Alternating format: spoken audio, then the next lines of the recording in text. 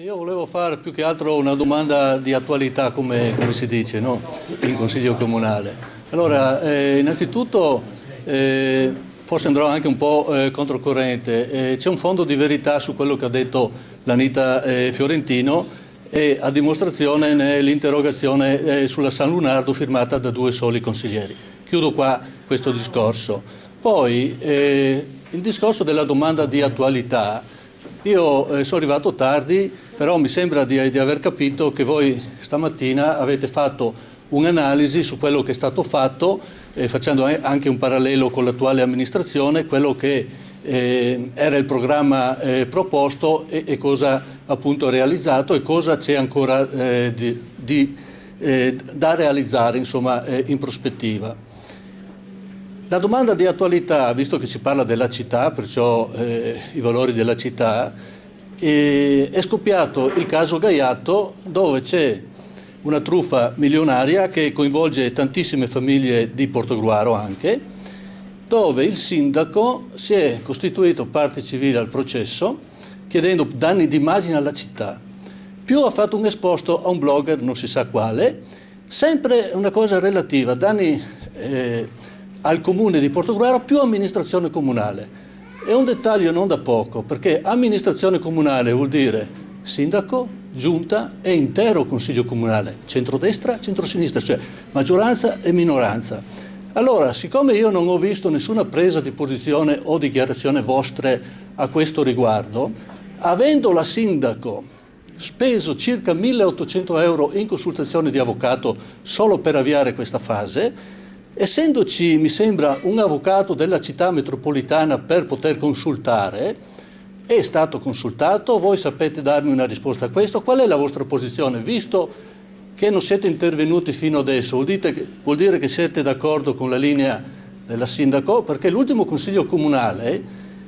c'era già la determina su questo blog, perciò i 700 euro di spesa a un avvocato ben definito. Però non ho sentito niente. Ecco, io vorrei, visto che si parla di danno d'immagine della città, c'è la presenza mafiosa e un'associazione a delinquere, ecco, penso che sia importante sentire anche la vostra voce su questo.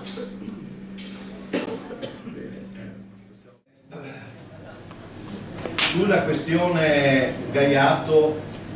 parte civile, allora io non so se ho capito bene, se Battistone alla sua domanda ascrive un qualcosa di ascrive al fatto che la senatore si sia resa parte civile o abbia utilizzato un avvocato per rendersi parte civile. Secondo me, dal mio punto di vista, non è questo il problema. Il vero problema è, come dice quello che ha detto Roberto nel suo intervento di apertura. Il vero problema è di non aver attivato una discussione, un confronto istituzionale su questo tema che sta gravando sulla comunità di Portogruaro e di essersi presentate, di aver inoltrato, diciamo così, la parte civile senza aver informato i capigruppo, senza aver informato il Consiglio. Questo io gli ascrivo alla senatore, perché un tema del genere si porta nelle sedi istituzionali e adesso noi cercheremo come gruppo in qualche modo di intraprendere delle azioni per portare questa questione, non è stato fatto prima, nella sede istituzionale, dopodiché, come ho detto prima, agiremo da consiglieri,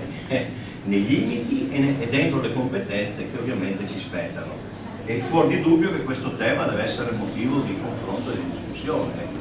perché è un tema che sta sopra la nostra comunità, dopodiché sappiamo tutti che è un tema molto complesso perché ci sono comportamenti gravi, ci sono comportamenti, mi pare di poter dire, che configurano truffa aggravata. C'è il tema della infiltrazione, si dice dell'infiltrazione di carattere camorristico o mafioso, non so se sia direttamente legato alla vicenda, ma in senso generale sì, nel senso che abbiamo letto da tempo peraltro articoli di giornali che attestano in qualche misura anche questo fatto, cioè che anche le nostre comunità sono esposte a questo problema, un problema gravissimo, ha ragione l'amico Panalitti, perché tocca Panassiti, scusa, perché Panariti è un altro mio amico, scusa, perché tocca nel profondo la dignità della persona umana e tocca nel profondo la vita democratica di un paese. Quindi vi immaginate se non è un tema grave, per cui io non gli ascrivo il fatto di essersi rivolto all'avvocato, semmai gli ascrivo il fatto che non ha comunicato, non ha convocato, non ha promosso una discussione istituzionale su questo tema. E ci adopereremo con i colleghi consiglieri anche ovviamente su questo, e ricordando anche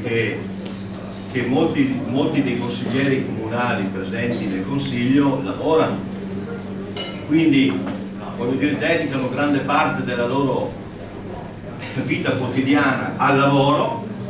aggiungendo anche l'impegno istituzionale, quindi lo faremo nei tempi consentiti, ecco, anche dalle nostre però lo faremo presto, perché è un tema di grande